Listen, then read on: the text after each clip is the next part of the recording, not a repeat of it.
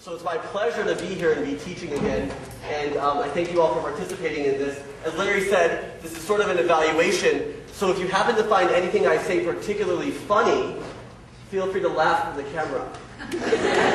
Good practice, there you go. Okay.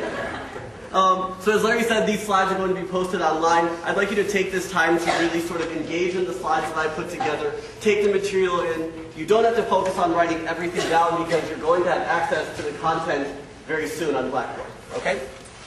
Here we go. Gender identity disorder. And when I lecture, I like to do a couple things. One is to create a points of emphasis slide, and that is to help orient and structure the lecture. So we're going to have 4 primary points of emphasis in the next 15 or 20 minutes. The emboldened one is the one that we're going to highlight next. So for now, we're going to define and describe GID, including the criteria from the DSM-4TR.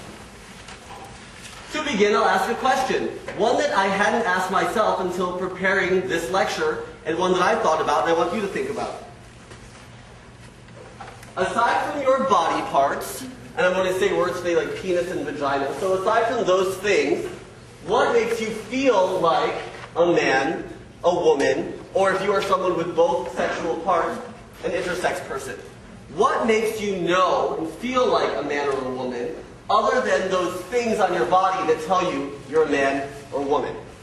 I'd like you to think for just a minute. Questions on these definitional concepts, how they differ? Also, you'll notice on my slides I have a parenthetical number after the title. That represents the page number of your textbook on which you can find the associated information. So if you'd like to learn more about these concepts, you know exactly where to go.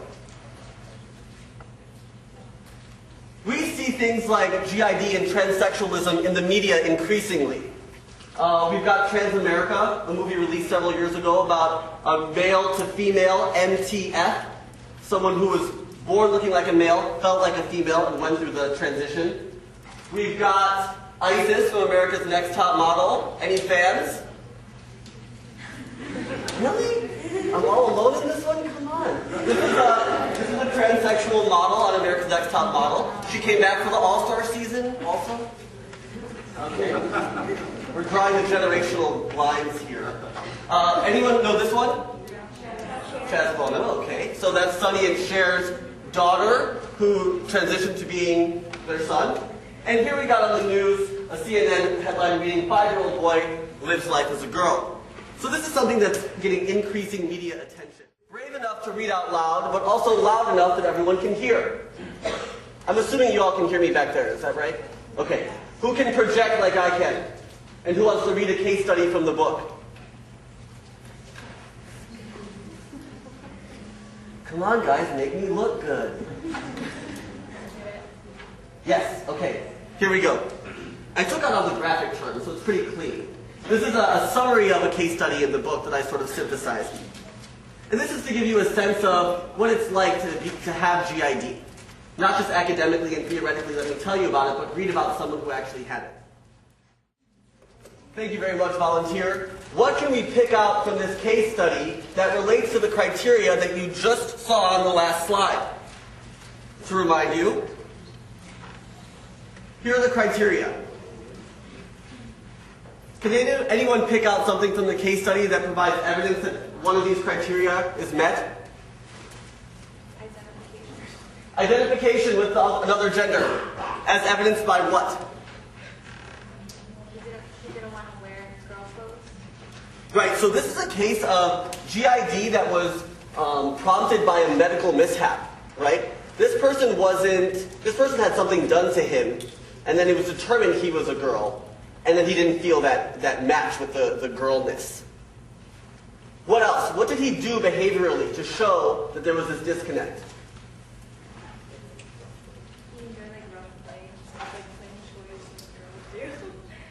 Living life as a girl, she enjoyed rough play, which was an example of that identification.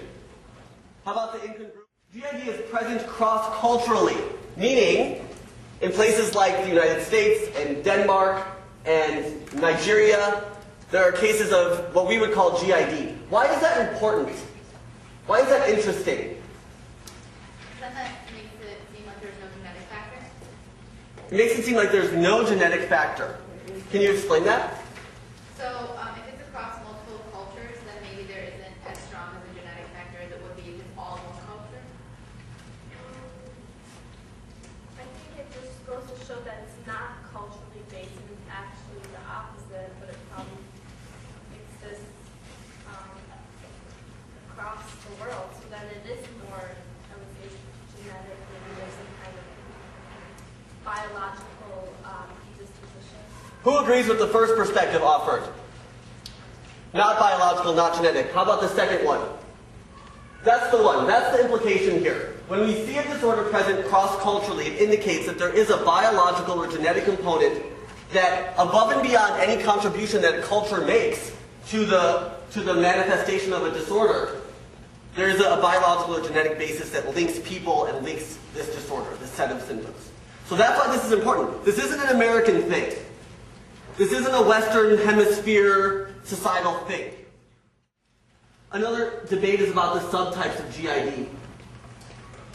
We read a case study just 2 minutes ago that told you about someone that as a child had something done to him that related to his later GID diagnosis. Oftentimes you will see children present with these symptoms early on, but sometimes you'll see adults transition to the opposite sex. I do research on LGBT issues, HIV, safe sex, and so somewhat related to that is GID. So I know people who do this research. And I know someone who went from, I used to know her as this name, now I know her as this other name, which is a male name. So in the course of knowing her over 3 years, she totally transitioned from male to female. She showed none of these symptoms as a child. So just to let you know, there are disparate symptom profiles among children. Onward to the third point of emphasis, which is theoretical perspectives that explain GID. We now know what GID is. We now know some facts about it, like prevalence rates. Now we're going to talk about what people say explains it. How does it come about?